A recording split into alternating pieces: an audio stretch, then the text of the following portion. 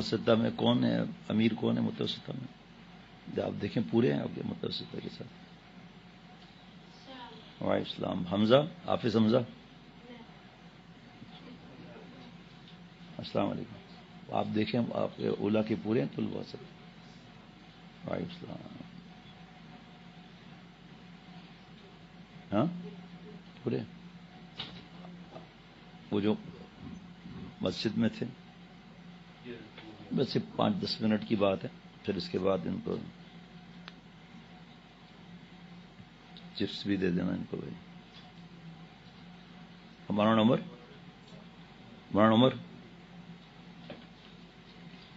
میرے ذاتی ہدیے سے ہوگا یہ چپس کا جو.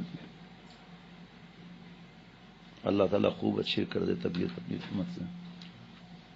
دیکھا یہ بند کریں گے، کیا کریں گے؟ آواز گونج رہی ہے جو.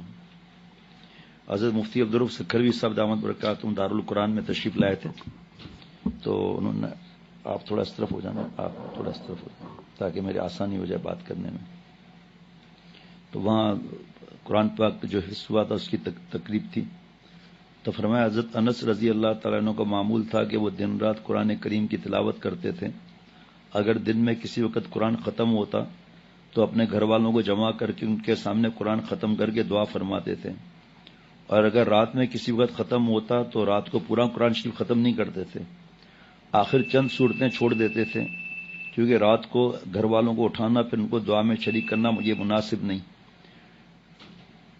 حضرت عبداللہ ابن عباس رضی اللہ تعالیٰ عنہما کا معمول تھا کہ وہ کسی کی ڈیوٹی لگا دیتے جو یہ دیکھتا کہ مسجد نبوی میں کون ایسا ہے جس کا قرآن شریف ختم ہونے والا ہو. جب اس کا قرآن شریف ختم ہونے کے قریب ہوتا تو حضرت عبداللہ ابن عباس رضی اللہ تعالی عنہما کو اطلاع دیتے تھے، پھر حضرت جا کر ان کی دعا میں شریک ہوتے تھے. جناب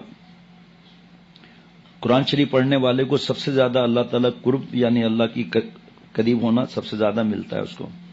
یعنی جتنے اعمال ہیں ان اعمال میں بندے کو اللہ تعالیٰ کی سب سے زیادہ نزدیک کرنے والا عمل قرآن پاک کی تلاوت ہے، چاہے کوئی ناظرہ یعنی دیکھ کر تلاوت کرے، چاہے کوئی زبانی تلاوت کرے.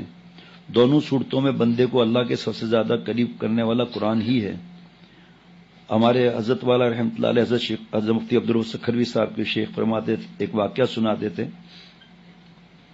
کہ غور سے سننا. حضرت امام احمد بن حنبل رحمۃ اللہ علیہ ان کو خواب میں 99 مرتبہ اللہ تعالیٰ کی زیارت ہوئی. اللہ تعالیٰ کی زیارت ہوئی خواب میں. جب ان کو 99 مرتبہ خواب میں زیارت ہوئی جو بہت بڑی سعادت ہے، تو حضرت امام احمد بن حنبل رحمۃ اللہ علیہ نے اپنے دل میں سوچا کہ اللہ پاک نے مجھ پر اگر فضل فرمایا اور مجھے 100 مرتبہ 100 مرتبہ اگر زیارت ہوئی 100 دفعہ آخری، تو اللہ تعالیٰ نے تو سوال کروں گا اور ایک بات پوچھوں گا. جب اللہ نے 100 مرتبہ اپنی زیارت عطا فرما دی تو اللہ تعالیٰ کے بارگاہ میں عرض کیا کہ میں آپ سے ایک بات پوچھنا چاہتا ہوں. خواب میں اللہ پاک نے فرمایا پوچھو. تو حضرت امام احمد بن حنبل رحمۃ اللہ نے عرض کیا اللہ مجھے وہ عمل بتا دیجئے جو بندے کے سب سے زیادہ قریب کرنے والا ہو، جو بندے کو آپ سے اللہ سے سب سے زیادہ قریب کرنے والا ہو، جس پر عمل کر کے بندہ آپ کا نہایت مقرب ہو جائے، آپ کی بہت نزدیکی حاصل ہو جائے. اللہ تعالیٰ نے خواب میں فرمایا قرآن پاک کی تلاوت. اب جو حافظ قرآن نہیں ہے تو وہ تو ناظرہ تو کرے نا، اور چھٹی جیسے ابھی ہوگی چھٹیاں تو قرآن پاک کو ہاتھ ہی نہیں لگائیں گے، یا اب عالم بننے میں آگے تو قرآن پاک کو حافظ ہاتھ ہی نہ لگائے، یہ غلط ہو جائے گا. تو قرآن پاک کی تلاوت ایسی ہے جو اللہ سے بہت قریب کرنے لگتی ہے. پھر سوال کیا حضرت امام احمد بن حنبل رحمۃ اللہ علیہ نے، جس سے ہماری مشکل آسان ہو گئی. یہ تھا کہ پڑھ کر یا بغیر پڑھے سب سے قرآن پاک سمجھ کے پڑھنا آپ سے سب سے زیادہ قریب کرنے والا یا بغیر سمجھے. اللہ تعالیٰ نے فقہ میں جواب دیا کہ کوئی قرآن شریف کی تلاوت سمجھ کر کرے یا بغیر سمجھے، یعنی صرف الفاظ پڑھے معنی مفہوم نہ جانے. دونوں صورتوں میں قرآن شریف کی تلاوت بندے کو اللہ تعالیٰ کے زیادہ قریب کرنے والی ہے. قرآن پاک کی ایک فضیلت یہ ہے کہ آخرت میں اللہ تعالیٰ حافظ قرآن سے فرمائیں گے کہ تم قرآن شریف پڑھتے جاؤ اور ہر آیت میں تمہارا ایک درجہ بڑھتا چلا جائے گا. سب جانتے ہیں کہ قرآن شریف کے اندر 6666 آیتیں ہیں. اس کا مطلب یہ ہوا کہ حافظ قرآن 6666 مرتبہ اس کا درجہ انشاءاللہ ہوگا. ایک دوسری روایت حضرت عبداللہ بن عمر بن عاص رضی اللہ عنہ سے مروی ہے کہ جب حافظ قرآن آخرت میں قرآن کریم کی تلاوت کرتے ہوئے قرآن کریم کی آخری آیت پر پہنچے گا یعنی سورہ ناس کی آخری آیت پر پہنچے گا تو جنت کی، اب یہ بہت غور سے سننے کی بات ہے جو مجھے دل چاہ کے سب کو سناؤں میں، اور جمعرات میں بھی انشاءاللہ تعالی. یہ روایت ہے، یہ حضرت عبداللہ بن عمر بن عاص رضی اللہ تعالیٰ عنہ سے، کہ جب والناس کی آخری آیت پر پہنچے گا تو وہ جنت کے ایسے محل کے سامنے پہنچے گا جس کے 7,000 دروازے ہوں گے، 7,000 دروازے ہوں گے. ہر دروازے کے اندر پورا ایک محل ہوگا. حافظ قرآن یہ کیا مزے ہیں. 7,000 دروازے، ہر دروازے کے اندر محل. یہ نہیں کہ ایک محل کے 7,000 دروازے. اور سننا ذرا، اس محل کے اندر اس کے بیوی بچے نوکر چاکر ہر قسم کا سامان راحت موجود ہوگا، بڑی آسانی ہوں گی. قرآن کریم کی آخری آیت پڑھنے کے بعد جب حافظ قرآن اس محل میں داخل ہوگا، سب گھر والے اس کا استقبال کریں گے.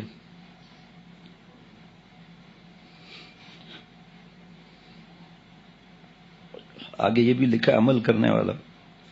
وہ محل اتنا عالیشان ہوگا کہ وہ اندر سے ہیرے جواہرات یاقوت اور زمرد سے سجا ہوا ہوگا. ہر طرف پھول ہی پھول ہوں گے، ہر پھول کا رنگ اور خوشبو دوسرے سے الگ ہوگی. ہر طرف باغات ہوں گے، نہریں بہ رہی ہوں گی. غرض ایسی ایسی نعمتیں ہوں گی جن کے بارے میں حدیث میں آتا ہے ما لا عین رأت ولا اذن سمعت ولا خطر علی قلب بشر، کہ وہاں ایسی نعمتیں کہ آج تک نہ کسی نے دیکھا نہ سنا، نہ کسی کے دل پر خیال گزرا. وہ ساری نعمتیں اس محل کے اندر موجود ہوں گی. یاد رکھنا، غرض یہ حافظ قرآن اپنے محل میں جائے گا، اپنے اہل و عیال سے ملے گا اور نعمتوں کو دیکھ کر انتہائی خوش، انتہائی مسرور ہوگا. اب دل کو تھامنا ذرا بھائی. ابھی وہ اپنے گھر والوں سے مل کر مسرور ہو رہا ہوگا کہ ایک دروازے پر دستک ہوگی، ایک دروازے پر دستک ہوگی، ناک ہوگا. یہ خادموں سے کہے گا جا کر دیکھو کون آیا ہے. ایک دروازے کی بات ہو رہی ہے. وہ آ کر بتائے گا کہ حضرت 70,000 فرشتے، 7,000 دروازے، 70,000 فرشتے آپ سے ملاقات کے لیے آئے ہیں. آپ کے لیے اللہ تعالی کی طرف سے گفٹ تحائف لائے ہیں اور اجازت مانگ رہے ہیں کہ کیا ہم اندر آ جائیں. فرشتے اجازت مانگ رہے ہیں. وہ ان کو اندر بلائے گا. 70,000 فرشتے قسم قسم کے گفٹ اور تحفے لیے ہوئے اس کے پاس آئیں گے، جن میں سے ہر ایک کی خوشبو دوسرے سے الگ ہوگی، ہر ایک کا رنگ دوسرے سے الگ ہوگا. وہ بڑے کم قیمتی اعلیٰ اور نفیس ہدیہ ہوں گے، گفٹ ہوں گے. ظاہر ہے جب اللہ تعالیٰ کی طرف سے آئے ہوں گے تو کتنے اعلیٰ اور عمدہ ہوں گے. وہ سب تحائف اور ہدایہ 70,000 فرشتے لا کر ان حافظ صاحب کی خدمت میں رکھ دیں گے. وہ انہیں دیکھ کر اور خوش ہوگا. پھر فرشتے اسے ان الفاظ سے سلام کریں گے، سلام علیکم بما صبرتم فنعم عقبی الدار. تم پر سلام ہو، تم نے دنیا میں اللہ تعالیٰ کے احکام پر عمل کرنے کے لیے اور قرآن شریف کو یاد کرنے کے لیے جو محنت اور مشقت کی ہے، یہ اس کا بہترین نام ہے. اس کے بعد اب اور سننا ذرا. اس کے بعد وہ فرشتے اجازت لے کر چلے جائیں گے اور حافظ قرآن اپنے خادموں سے کہے گا بھائی وہ ساری نعمتیں اور گفٹ اپنی اپنی جگہ پر لگاؤ تاکہ میں اپنے وقت پر انہیں استعمال کروں. کچھ دیر پر دروازے پر پھر دستک ہوگی. پھر خادم بھیجیں گے کہ جاؤ دیکھ کر کون آؤ. خادم کہیں گے اب 1,40,000 فرشتے آئے ہیں. 70,000 70,000 سے ڈبل. پہلے 70,000 فرشتے آئے تھے، اب 70,000 سے ڈبل فرشتے اللہ تعالیٰ کی طرف سے گفٹ لائے ہیں جو آپ کی خدمت میں پیش کرنا چاہتے ہیں. وہ فرشتے 1,40,000 تحائف حافظ صاحب کو پیش کریں گے. حافظ صاحب ان تحائف کو، گفٹ کو دیکھ کر پہلے والے گفٹ بھول جائیں گے، اس سے بھی کتنے اعلیٰ ہوں گے، اور انہیں دیکھنا شروع کر دیں گے. یہ پہلے سے بڑھ کر قیمتی، نایاب، حسین اور خوبصورت ہوں گے. پہلے جو فرشتے آئیں گے وہ حسین و جمیل تھے، یہ دوسرے ان سے بھی زیادہ حسین و جمیل اور خوبصورت ہوں گے. ان کے تحائف بھی ان سے اعلیٰ اور قیمتی ہوں گے. وہ فرشتے سلام پیش کرتے ہوئے یہی آیت پڑھیں گے، سلام علیکم بما صبرتم فنعم عقبی الدار. یہ پھر بتا رہا ہوں ان کے لیے جو عمل والے ہیں. گندی مذاق ہیں، دوسرے کی بے عزتی کرنا، برے اخلاق، عمل کرنے والے. اگر آج تک عمل نہیں کیا، آج سے عمل شروع کر دیں ہم لوگ. روایت میں ہے کہ یہ جو 7,000 دروازے ہیں، ہر دروازے سے ملائکہ تحائف لے کر آئیں گے. ایک دروازے سے نہیں، پھر 7,000 دروازے سے، اور ہر دروازے میں پچھلے سے زیادہ 70,000 فرشتے ہوں گے. اب اندازہ کرو حافظ قرآن کی کتنا بڑا اکرام کتنا بڑی عزت، کتنی بڑی سعادت ہوگی جس نے قرآن حفظ کیا ہوگا اور اس کے مطابق عمل بھی کیا ہوگا۔ اسی طرح ہر دروازے سے فرشتے آئیں گے، پھر ان کے والدین بلائے جائیں گے۔ اگر حافظ کے والد نیک ہوں گے، متقی اور پرہیزگار ہوں گے تو یہ اکرام ان کے والدین کے ساتھ بھی ہوگا۔ لو بھائی، ان کو بھی انعامات۔ اب اندازہ کرو کتنا بڑا اعزاز ہے اور کتنی بڑی دولت ہے۔ بس اب دو کام کرنے کی ضرورت ہے، ایک یہ کہ حافظ رمضانی نہ ہو کہ رمضان میں پکا کر لیا اور ساری زندگی کا پکا حافظ ہو، بلکہ ساری زندگی قرآن شریف پڑھنے کا معمول ہو، حافظ ہو تو یاد بھی رکھے، روزانہ پڑھے گا تو یاد بھی رہے گا، اس کے مطابق عمل کا بھی اہتمام ہو، کیونکہ قرآن کریم میں 3 مشہور حق ہیں، ان پر عمل کرنے سے انشاءاللہ یہ فضائل حاصل ہوں گے۔ جو 3 کام کر لے گا تو ان کو یہ حافظ قرآن جب الناس پہ پہنچے گا تو 7,000 اس کو دروازے، اور ہر دروازے میں ایک محل، پھر فرشتہ آئے گا، دروازہ کھولے گا خادم جا کر تو وہ 7,000 میں 70,000 گفٹ لائیں گے، پھر دوسرے دروازے پر 1,40,000 گفٹ لائیں گے جو عمل کرے۔ ابھی ہمارے دوست ہیں،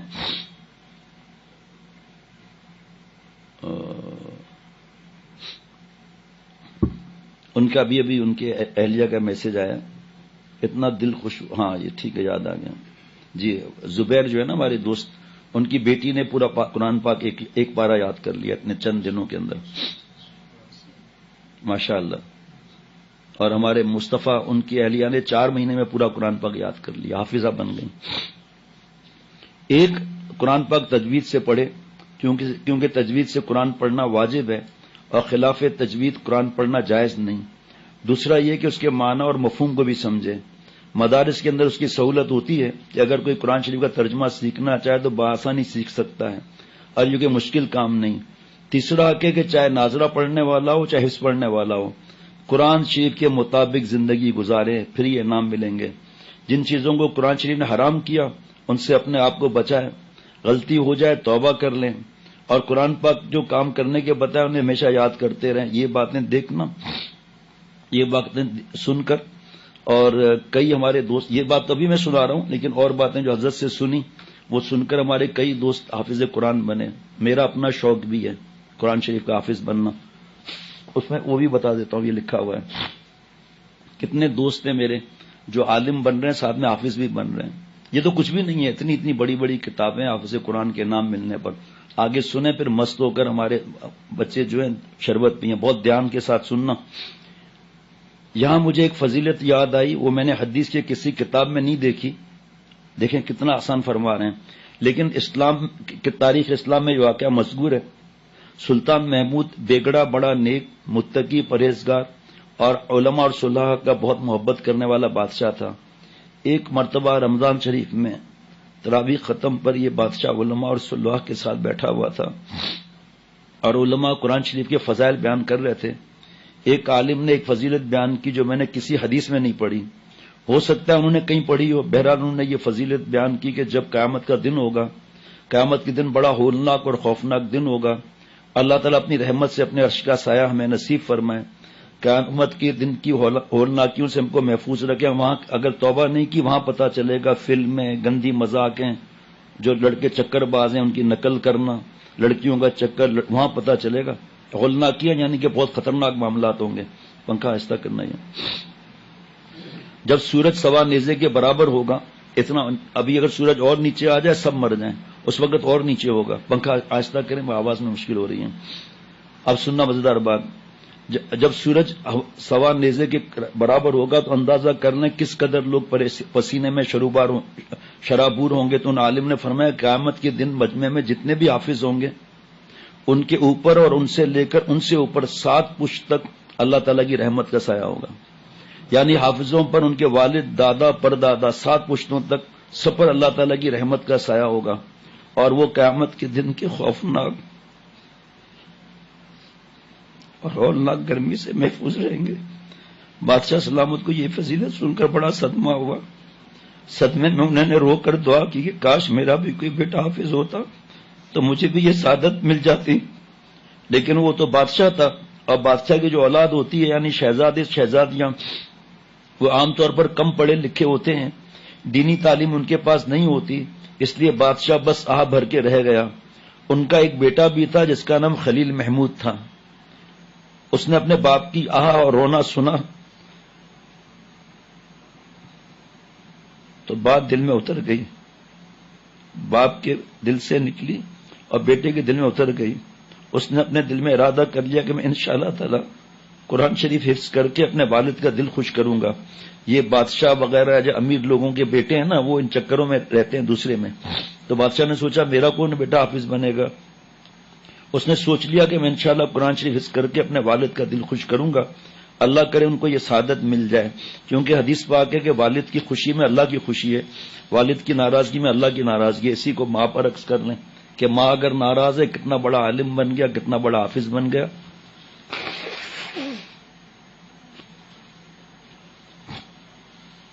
اب آگے اور جگر تھام کے سننا۔ اس دوران بادشاہ نے خلیل محمود کو اپنے بیٹے کو کسی علاقے کا گورنر مقرر کر دیا، تو اس علاقے کا انتظام کرو اور وہاں کی حکومت سنبھالو۔ اس نے اپنے مددگار مقرر کر کے اپنے آپ کو قرآن شریف کے حفظ کے لیے مشغول کر لیا، اپنا کام وزیروں کو دے دیا اور خود حافظ بننے لگا۔ دن رات قرآن شریف یاد کرتا رہا، یہاں تک کہ نیند کی کمی کی وجہ سے اس کی آنکھیں لال ہو گئیں۔ تو اس کے مددگار نے کہا کہ آپ اپنے آپ کو اتنی مشقت میں کیوں ڈال رہے ہیں کہ جاگتے جاگتے آنکھیں لال ہو گئیں؟ انہوں نے کہا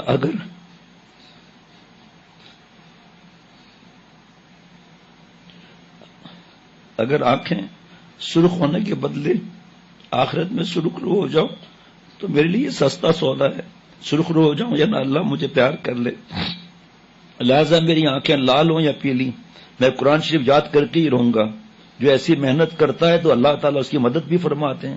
آپ لوگ جو پہلے دن آئے، جو مشکل باتیں تھیں اب آپ کو مشکل لگ رہی ہیں، تو ہمت کر کے آگے بڑھتے رہو گے تو انشاءاللہ مشکل نہیں لگیں گی، اللہ تعالیٰ اس کی مدد فرماتے ہیں۔ لہٰذا وہ کچھ ہی دنوں میں قرآن شریف کا پکا حافظ ہو گیا، اور جیسے ہی رمضان شریف آیا وہ اپنے علاقے سے والد صاحب کی خدمت میں حاضر ہوا اور جا کر کہا ابا آپ تراویح میں میرا قرآن شریف سننا چاہتے ہیں؟ ابا تو حیران ہو گیا، کہا کیسے؟ کیا ابا میں قرآن شریف کا حافظ بن کر آیا ہوں؟ تو بادشاہ کا دل بڑا خوش ہوا، سینوں خون بڑھ گیا، پوچھا کہ واقعی تم حفظ کر کے آئے ہو؟ کیونکہ بادشاہ کو امید ہی نہیں تھی کہ میرا کوئی بیٹا حافظ ہو سکے گا، انہیں یہ سعادت ملے گی۔ چنانچہ وہ بہت خوش ہوا۔ اس کے بیٹے نے اپنے باپ سلطان محمود بیگڑا کو رمضان شریف میں تراویح میں 2 مرتبہ قرآن شریف ختم کر کے سنایا۔ اب سننا ذرا، تو جب دوسری مرتبہ سنایا تو سلطان محمود بڑے خوش ہوئے اور کھڑے ہو کر اپنے بیٹے کو سینے سے لگایا، اس کی پیشانی کا بوسہ لیا اور کہا کہ بیٹا مجھے تو بالکل امید نہیں تھی کہ میرا بیٹا حافظ ہو سکے گا اور مجھے بھی وہ فضیلت حاصل ہوگی جو پچھلے سال بیان ہوئی تھی، مگر تم نے تو کمال کر دیا اور میری کی تو خوشی کی کوئی انتہا نہیں جو تو نے مجھے قرآن شریف سنایا۔ اب میرے پاس اس نعمت عظمیٰ کے شکرانے میں اور کوئی چیز تو ہے نہیں، یہ میری بادشاہت ہے۔ پھر وہ اپنی کرسی سے اترا، بادشاہ کی کرسی سے، اور اپنے بیٹے حافظ کو کرسی بادشاہ پہ بٹھایا اور اپنے سر سے تاج اتار کر اپنے بیٹے کے سر پر رکھا کہ آج سے تو بادشاہ، میں تیری پبلک ہوں۔ یوں بادشاہ نے اپنے بیٹے کی قدر کی، اس کے پبلک کے درجے میں آ گیا اور شکرانے میں اپنی پوری بادشاہ بیٹے کو عطا کر دی، پورے علاقے کو اس کا بادشاہ بنا دیا۔ اب سننا آگے، حضرت مفتی عبدالرؤف سکھروی صاحب دامت برکاتہم فرماتے ہیں حقیقت یہ ہے کہ قرآن شریف ایسی نعمت ہے جو بادشاہ نے کیا وہ قرآن شریف کے سامنے کچھ بھی نہیں ہے، کچھ بھی نہیں ہے، کیا سبحان اللہ، کچھ بھی نہیں ہے، لیکن بہرحال اس نے اپنی طرف سے اس کی قدر کی۔ حقیقت یہ ہے کہ قرآن شریف کا حفظ ہونا نصیب ہو جائے تو یہ بہت بڑی دولت ہے، بہت بڑی سعادت ہے۔ یہ جو حافظ قرآن کو جو حافظ ہو گیا نا، اب اس کی دنیا میں کوئی معاملے میں کچھ دے نہیں سکتا اس کو کچھ بھی، تو اس لیے آدمی سوچتا ہے میں حافظ بن کر کیا کروں گا، لیکن یہاں جو عزتیں، یہاں جو انعامات کے علاوہ جو قبر اور آخرت میں ملے گا تو کہے گا کہ واہ واہ واہ، میں تو سمجھا تھا کوئی بھی چیز نہیں ہے اور یہاں تو یہ مزے ہیں۔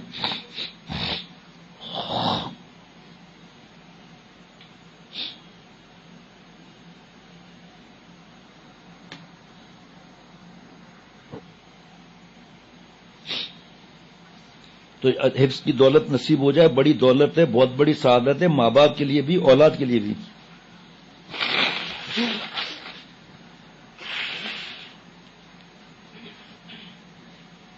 اب آپ سوچیں گے کہ یہ تو بڑے مزے میں آ گئے، میں بوڑھا ہوں، میں کیسے حافظ بنوں؟ تو حضرت شاہ ابرار صاحب فرماتے تھے کہ بھائی ایک آیت روز یاد کر لیا کرو، 2 دن میں ایک آیت یاد کر لیا کرو، سنیں ذرا قرآن پاک کا انعام، اگر انتقال ہو گیا حافظ قرآن اٹھائے جاؤ گے۔ تو اس طرح جو عالم بن رہے ہیں انہوں نے بھی ایک ایک آیت شروع کر دی، اور دنیا میں تو آدمی ناکام ہوتا ہے، عالم حافظ میں ناکام نہیں ہوتا، چاہے نمبر کم بھی آ جائیں۔ بس فرمایا کہ مفتی اعظم مفتی شفیع صاحب نے فرمایا کہ بھائی قرآن کریم کی یہ شان نہیں کہ اسے ختم کیا جائے، ہماری عمر اس لائق ہے کہ قرآن شریف پڑھنے میں، اسے یاد کرنے میں ختم ہو جائے، تو تم تو یاد کرتے رہو، ذرا مزہ سننا، چاہے یاد ہو نہ ہو، یاد کرتے کرتے اگر موت آ گئی تو قبر میں اللہ تعالیٰ ایک فرشتہ مقرر کریں گے، وہ تم کو قرآن شریف کا حافظ بنا دے گا، اور جب قیامت کے دن ہوگا تو تم دنیا میں غیر حافظ ہوگے، مگر جب قبر سے اٹھو گے تو حافظ بن کر اٹھو گے۔ اللہ تعالیٰ، بس دل چاہ رہا تھا فوراً آپ کو جمعرات کے لیے رکھا تھا، لیکن میں نے کہا آپ لوگوں کو سنا دوں، کیونکہ کچھ جمعرات کو ہوتے نہیں بچے، صرف اور اس عمر میں نیک بن گئے نا، خدا کی قسم میں کیا عرض کروں، یہ حضرت والا اور یہ آپ لوگوں سے چھوٹی عمر میں نیک تھے۔ حضرت تھانوی رحمۃ اللہ علیہ، حضرت تھانوی رحمۃ اللہ علیہ کی والدہ کہتی تھی، بچے تھے، جاؤ بیٹا جا کر یہ چیز خرید کر لاؤ، تو حضرت تھانوی رحمۃ اللہ علیہ باہر نکلتے تھے، اس وقت مسجدیں بند نہیں ہوتی تھیں، تو ممبر پر بیٹھ کے ہاتھ ہلا ہلا کے تقریر کرتے تھے۔ گھر میں مہمان آتے تھے تو حضرت تھانوی رحمۃ اللہ علیہ ایک چپل کو آگے رکھتے تھے، باقی چپلوں کو پیچھے رکھتے تھے کہ یہ امام ہے، یہ سب جو ہے پیچھے نماز پڑھنے والے ہیں۔ بچے تھے، اس لیے دل لگا کر پڑھیں گے آپ کا فائدہ ہے۔ استاد جی ہے نا، وہ پڑھا رہا ہے، سامنے 10 ہیں اولا کے، فرض کریں 18 ہیں، اگر 80 بھی ہو جائیں تو استاد کا کیا ہے، اور اگر جو نہ پڑھے دھیان نہ دے تو استاد کا کیا نقصان ہے؟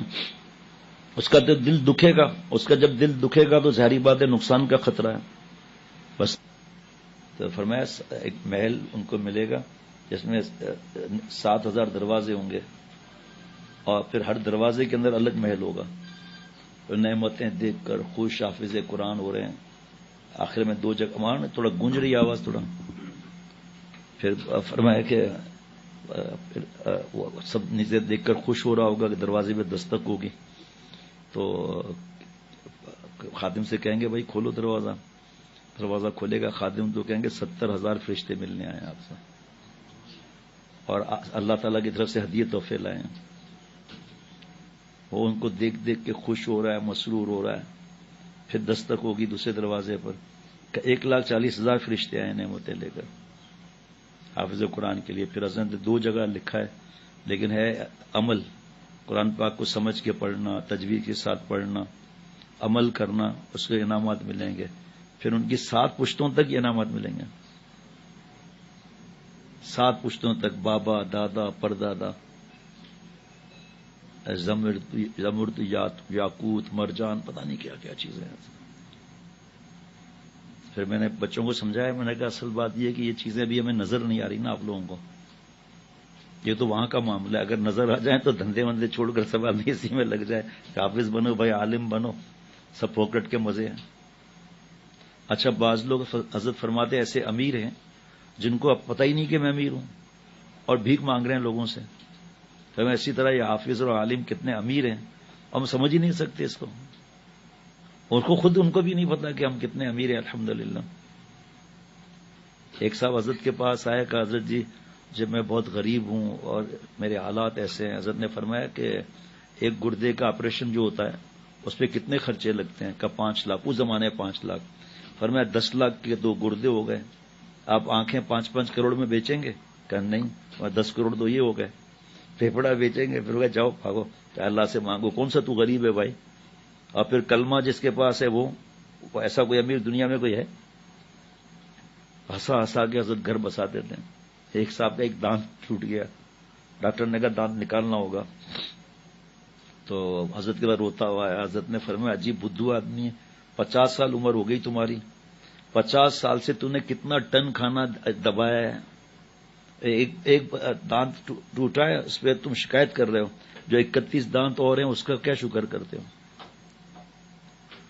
ایسے ایسے حضرت کی نصیحتیں ہوتی تھی دل میں اترنے والی، سمجھ رہے ہیں؟ ہاں اسی طرح ہنستے اچھے لگتے ہیں، ماشاءاللہ ماشاءاللہ۔ آپ کو شاید پہلے بھی آ جاؤ بھائی عمر اندر آ جائیں. وعلیکم السلام. یہاں آ جائیں.